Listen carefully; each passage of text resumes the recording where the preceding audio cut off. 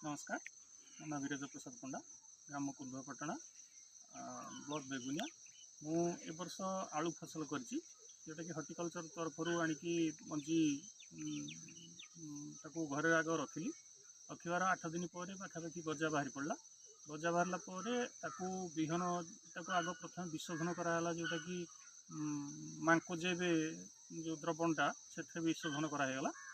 ताकू कर सार अध घंटे छाई सुखईदेला ताकू धाड़ी करिकी आमे लगेदेलु आलू को लगेदेलु आलू जो लगेलु से मूल सार हिसाब से प्रथम डीएपी केवल दिखाई आउ ग्रामासीन दिखाई जो उई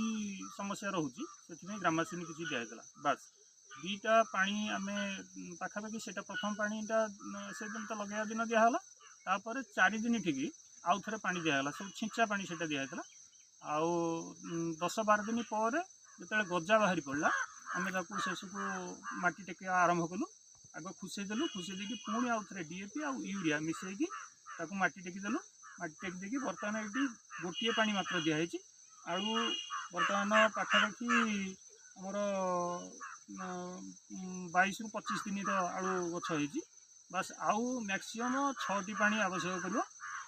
6टी पानी रे आलू तापर हो मैच्योरिटी हो आलू हार्वेस्टिंग हो।